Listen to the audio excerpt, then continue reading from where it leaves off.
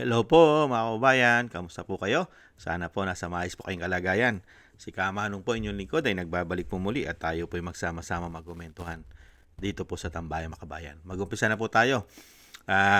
Napanood naman po natin mga kababayan ang kaganapan po doon po sa pinahayag ng ating po mga bayani na mga ex-soldiers at ex-marine sa pangunguna po ni dating Congressman Mike Defensor, sila Tony Baligod at ang ating po mga kababayan na naghahanap po ng katarungan. Hindi po ba? Katulad po nito, pinatunayan po ng ating mga ex-soldiers, ex-marine, na ito pong si Quezon na tinatawag pong Quezon. Kaya daw pala lumipat ito at naghudas kila Senate President Alan Peter Cayetano. Yung pala, meron palang mali-maleta rin na na-deliver sa kanya. Ayon po sa ating mga ex-marine. Panuorin po natin ulit at komentuhan po natin mga kababayan. Mag-umpisa na po tayo.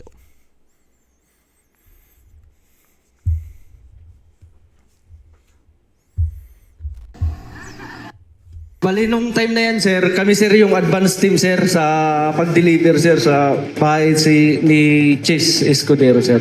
Ni Chis Escudero, sir. Ni Chis Escudero, sir.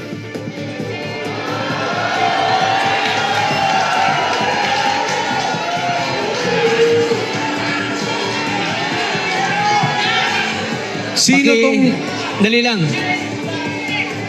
Sino tong... Sige. Go ahead. Sige. Bali, sir, yung address po, sir, talagang hindi ko po, sir, tukoy, sir. Kasi advance team kami nun, sir. Bali, yung nakakaalam, sir, yung driver namin, sir. Okay. Pero sir, dyan sir, sa loob ng bahay niya sir, kumain pa kami dyan sir, ang ulam namin hipon, kasama ko yung mga katulong niya sir. Wow! Dito pa. Sir, ako na sir sa address. Sarge, tayo ka. Para lang. Tayo ka, Sarge, para... Go ahead. Hindi. Si Sarge. Sarge, tayo ka para... Di ba basahin ko? Sige, kwento mo lang. Di mo na kailangan Sir, basahin yan. noong 2024, mula Horizon Homes, BGC, kasama ako sa convoy at pupunta kami sa bahay ni Senator Francis Chis Escudero sa number 159 Street Corner, Hernade, New Manila. Nagatid kami ng 4 na malita na may iba-ibang sukat. Bali, nung time na yan sir, kami sir yung advance team. Grabe no mga kababayan, no? Male-maleta boys din po mga kababayan. Kasama po sa Maleta Boys itong si Quezon ayon po sa ating ex-marine. At kumpleto po address. At kumain pa, pinakain pa ng katulong ni Chis Escudero. At masarap pang ulam, hipon. Ano kaya yung hipon na yon? Yung ba yung malalaking hipon? Mga kababayan, grabe no? Kaya pala, ayon sa ating mga kababayan, maghuhudas pala talaga. Pupunta sa mga Maleta Boys. Lilipat pala talaga sa Maleta Boys. Dahil wala palang ipinaglalaban. Wala palang ipinaglalaban si Escudero. Si Quezon na tinatawag. Kasama po siya sa nadilibiran . Di kailangan niya proteksyonan ang kanyang sarili. Kaya lilipat siya sa mga Maleta Boys, di umano. Hindi po katulad ni Jingoy Estrada. Nakipaglaban siya dahil alam niya ang katotohanan at alam ni Jingoy Estrada na wala siyang maleta.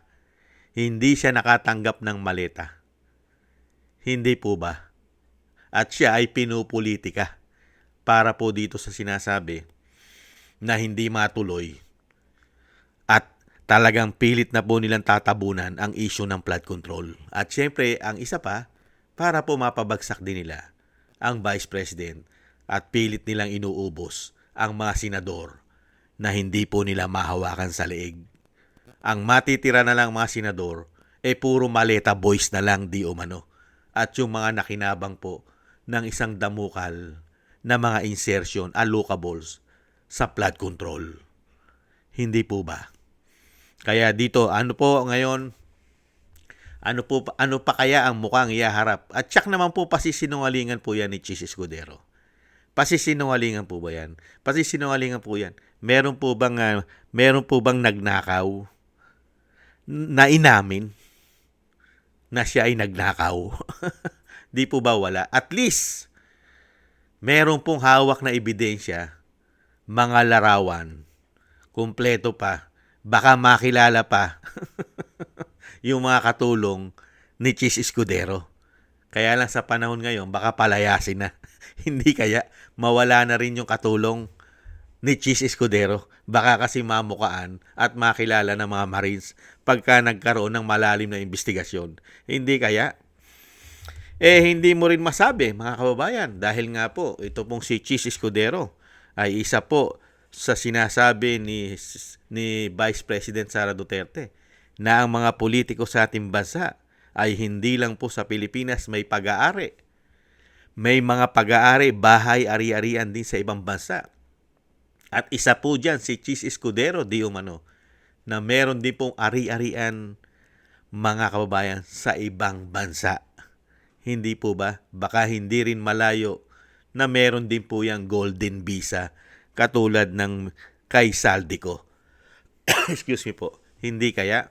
Kaya dito po, mga kababayan, ang mga politiko, kaya po ang ating bansa, nakita nyo po, ang nangyari sa ating bansa, wala pong malalaking big project po ang pamahalaan.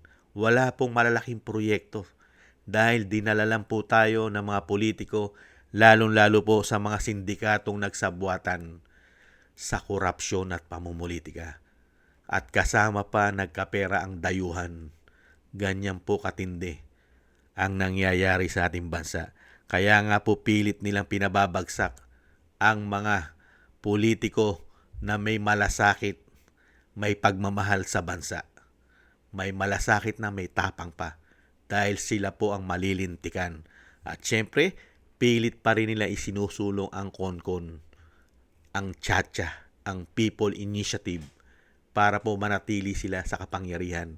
Kaya nga lang po nabunyag ito ng mas maaga. Kaya hindi natuloy sa ngayon. At pwede pa rin nilang buhayin yan dahil pinababagsak po nila lahat, halos ang mga politiko na hindi susunod at sasang-ayon dito. Hindi kaya. Yan po, mga kababayan, ang muli pong pinahayag at idinagdag po ng ating pong mga soldiers. At marami pa po yan. Nagpipigil lang po ang ating mga ex-marine at mga ex-soldiers sa kanila pong nalalaman. Hindi pa po nila lahat sinasabi lahat. Dahil nga po, kailangan pa rin po nila ng proteksyon. Malawakan po kasi ang naging sindikatong pagnanakaw sa ating bansa.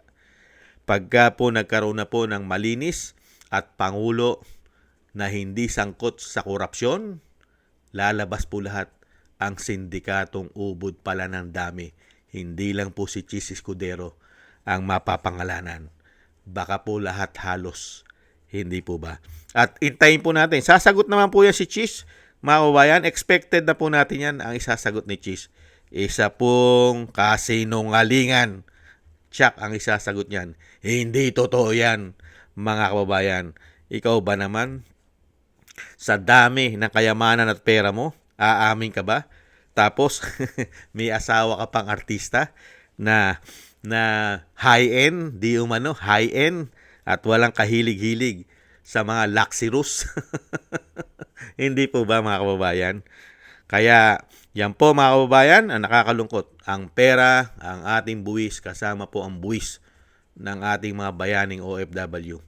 Alam na po natin kung sino lang po halos ang nagparti-parte at nagpayaman sa ating bansa, sa ating mga buwis. Hindi po ba? Kaya nga po pilit nilang pinagtatakpan at ayaw pong mabunyag at ayaw imbestigahan dahil sila po ang nagnanakaw sa pera sa ating buwis. Hindi po ba? Maraming salamat po, mga kababayan, sa nakagusto po natin tambayan, mga kababayan, sa YouTube at TikTok. At ganoon din po sa ating mga subscribers at patuloy po nagsusubscribe. Sa mga nagko-comment, like, share, and subscribe. Maraming salamat po sa inyo. Shoutout po sa inyo lahat. At shoutout din po sa mga nagbibigay po ng tulong at biyaya. Beichi Chiyoko, Kingston from Hong Kong, Eric Hershaw from Canada, Jake Yahut from California, USA, Gina Ray from Berlin, Germany, Julieta Silona from Sydney, Australia, Baby Roman at Ate Isa from Cagayan, Bali, Jem Aris from United Arab Emirates, Jovelyn Watanabe from Japan, ako si Pilam, Anijo, Chodorico Erguisa Jr., Arper Villacorta, Wills Bubbles, Rosalina, Michelle Yamaguchi from Japan, Norma Garcia, Mary Natividad Blinden, Gayat Shena, and Tatay Nick from Toronto, Canada, Nancy Lumampao, Balance Vision TV, Jesus Valdepena, Rolando Guerrero, Mila Yi, Felipe Shapno from Texas, USA, Rolando Timbol from Alberta, Canada, Ma'am LB Sermani from North Miami, Florida, USA, Melchorita Espinosa from Orlando, Florida, USA, Arthur Estraniero from USA, Randy Crispino from Pasig, Mika Ligaspi, Tessie Mantilla from Kuwait, Frank Zamora from California, USA, Romulo Divina Gracia from Bacolod City. Maraming salamat po sa inyo mga kabayan at shoutout po sa inyo lahat at God bless po sa inyo lahat. Ingat-ingat po kayo sa inyo po mga paggawa. At ganoon din po tayo mga kababayan, kasamahan po natin ang maraming dasal at panalangin at taste lang po tayo muna mga kababayan. Muli po, paalam, bye-bye.